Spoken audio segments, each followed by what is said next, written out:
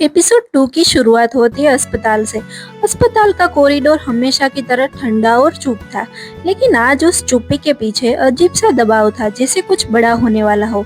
नेली वही खड़ी रही, सामने वही चेहरे, वही लोग, लेकिन इस बार उसकी आंखों में वो मासूमियत नहीं थी जो पहले हुआ करती थी। अब वहाँ सिर्फ यादें थी और उनके साथ एक जमा हुआ गुस्सा। रोन ने उसे ऊपर से नीचे तरफ देखा। उसके चेहरे पर वही पुराना अहंकार था, जैसे दुनिया उसकी मुट्ठी में हो, और बोला, क्या हुआ? उसने हल्की हंसी के साथ पूछा, ऐसे क्या देख रहे हो? मेरी शादी के प्रपोजल से इतना शौक लग गया क्या? उसकी आंखों में मजाक था, लेकिन उसमें छुपा हुआ अपमान साफ महसूस हो रहा था। उसके बगल में खड़ी एनी ने तुरंत मौका पकड़ लिया। उसने आगे बढ़कर नकली खुशी दिखाई और बोली, कॉन्ग्रेचुलेशंस नेली, अब तुम स्पीयर फैमिली की बहू बनने वाली हो। वो यही नहीं रुकी, उसने धीरे से अगला वार किया, दादाजी को किडनी देना तुम्हारी जिम्मेदारी है, आखिर फैमिली हो तुम। ये सुनते ही नेली के अंदर जैसे कुछ टूट गया, लेकिन इस बार वो दर्द बाहर नहीं आया। उसने बस उन्हें देखा, एक एक करके, जैसे उनकी बात हमेशा से रिकॉर्ड कर रही हो।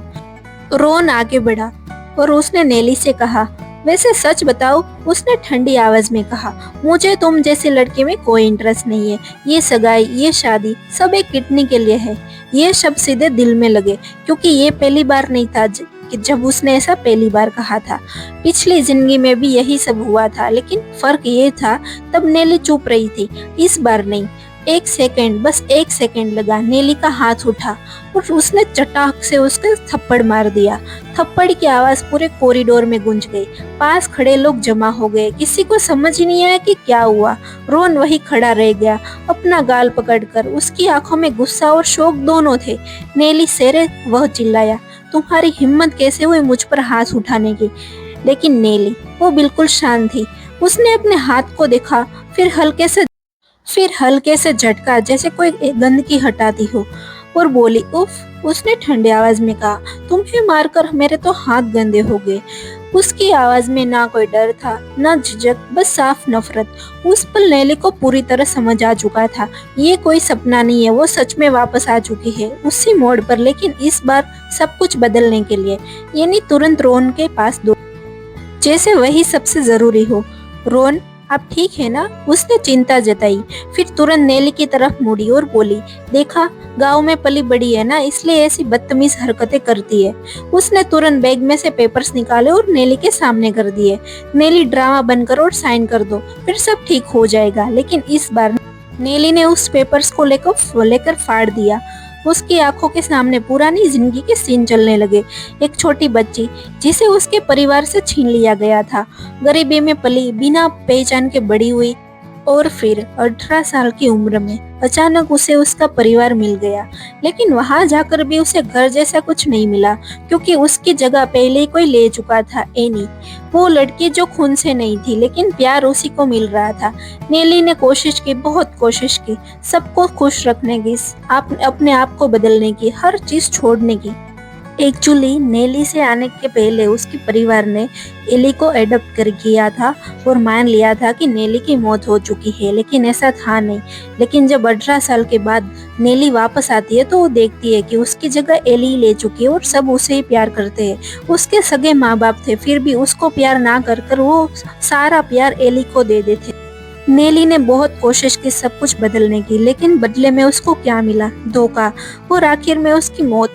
उसके दिमाग में वो आखिरी सीन घूम गया, पार्किंग लॉट, उसकी अपनी बहन और उसका अपना पति जो उसे कुचल कर चले गए थे। उसकी उंगलियां कस गई। अब वो वही नेली नहीं थी जो सब सहती थी। उसने अचानक अपनी शर्ट के बटन तोड़ दिए। आवाज छोटी थी, लेकिन उसका मतलब बहुत बड़ा, जैसे वो कह रही हो, अब मुझे कोई कंट्रोल नहीं करेगा। उसने सीधा रोन की आंखों में देखा और बोली, मैं ये नहीं करूंगी। उसकी आवाज साफ, मजबूत और बिल्कुल बिना डर की थी। रोन को जैसे झटका लग गया, तुम मुझे मना कर रही हो? उसका चेहरा गुस्से से भर गया। अगर आज ये मौका खो दिया तो मुझसे शादी करने के बारे में तुम भूल जाओ। नेली हल्का सा मुस्कुराई और बोली, मुझे भी तुमसे कोई शादी नहीं करनी। एक सेकंड के लिए सब कुछ रुक गया। मैं ये सगाई खत्म करती हूँ। अब मुझे तुम्हारी कोई जरूरत नहीं है। रोहन को पहले लगा ये सब ड्रामा है और बोला, ओह, तो मेरा ध्यान खींचने के लिए सब कर रही हो? वो हंसा। वह नेली के पास आया और उसे नीचा दिखाने के लहजे में कहा कि एनी के सामने खड़े होने पर वो आज भी किसी नकली वारिस जैसी दिखती है। लेकिन जैसे ही उसे एहसास हुआ कि नेली सच में पीछे हट रही है, उसका लहजा बदल गया। दादाजी की सेहत, अपनी विरासत को बचाने के लिए नेली की किडनी उसे चाहिए थी।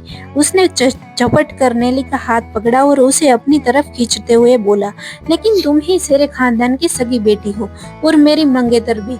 हमें अभी शादी कर लेनी चाहिए। नीली ने झटके से अपना हाथ छुड़ाया और नफरत से उसे देखा। उसने तंज कसते हुए कहा, अभी 1 मिनट पहले तो तुम्हें लग रहा था कि मैं नकली वारिस थी, और जैसे ही तुम्हें अपना मतलब नजर आया, मैं अचानक तुम्हारी असली मंगेतर बन गई। उसने रोन को खुद से दूर धकेलते हुए कहा कि वह उसकी पत्नी बनने का कोई शौक नहीं रखती। उसने आखिरी चोट करते हुए कहा कि उसे ये वाइफ वाला टैग उस इंसान के लिए बचा कर रखना चाहिए जिसे इसकी सच में जरूरत हो। उसका इशारा साफ तौर पर एनी तरफ था। नेली अब उसके पिंजरे से आजाद हो चुकी थी, जिसे उसने खुद अपने हाथों से बनाया था। नेली के इस अचानक बदले हुए तेवर देखकर एनी के पैरों तले जमीन खिसक गई। वह मन ही मन सोचने लगी कि क्या नेली को उसके और रोन के अफेयर के बारे में पता चल गया है। उसे तो लगा था कि नेली हमेशा की तरह दब्बू बनी रहेगी, लेकिन यहाँ तो पासा ही पलट गया। रोन ने गुस्से में फिर से नेली का हाथ पकड़ा और चिल्लाया, तुम कहीं नहीं जा रही, तुम मेरी मंगेतर हो। उसने अपनी असली नीचता दिखाते हुए कहा कि मेरे दादाजी अब तुम्हारे भी परिवार है और उन्हें अपनी किडनी देना तुम्हारी जिम्मेदारी है। उसने नेली को धमकी दी कि उसे हर हाल में उसके पेपर को साइन करना ही पड़ेगा, और नेली ने बहुत ही कूल अंदाज में उसको जवाब दिया कि क्या तुम सच में मुझे सबके सामने किडनी देने के लिए मजबूर कर रहे हो? सोच लो, अगर ये बात बाहर फैल गई तो स्पीयर खानदान की इज्जत का क्या होगा। रोन हक्का बक्का रह गया। उसे यकीन नहीं हो रहा था कि वह वही शांत रहने वाली लड़की है जो आज इतनी तीखी बातें कर रही है। तभी एनी ने अपना नया ड्रामा शुरू किया। वह मगरमच्छ के आंसू बहाते हुए कही, नेली ये तुम क्या कर रही हो? मैंने रोन के साथ सगाई में तुम्हारी जगह ले ली, तो वो सब तो मम्मी पापा ने तय किया था।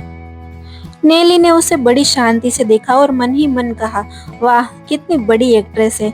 नेली ने साफ कर दिया कि वह जानती है कि इस परिवार में उसकी हैसियत एक आउटसाइडर की तरह है। उसने एनी के नाटक को नजरअंदाज किया और कहा कि अब वह किसी की बातों में नहीं आने वाली। रोन, जो एनी के आंसुओं को सच्चा मान रहा था, उसे गले लगाकर नेली को नफरत भरे अंदाजों से देख रहा था, लेकिन नेली के लिए ये सब एक मायने नहीं रखता था।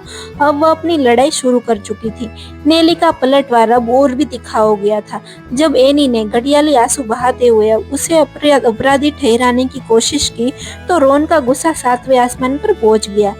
उसने नेली को कहा, तुम्हारी बहन कितनी मासूम है, वह खुद को कसूरवार मान रही है, जबकि असली जलन और नफरत तो तुम्हारे अंदर भरी है। नेली ने धीरे से अपना फोन निकाला और धीरे से कहा, तुम दोनों को क्या लगा मैं तुम दोनों की बकवास सुनने आई हूँ?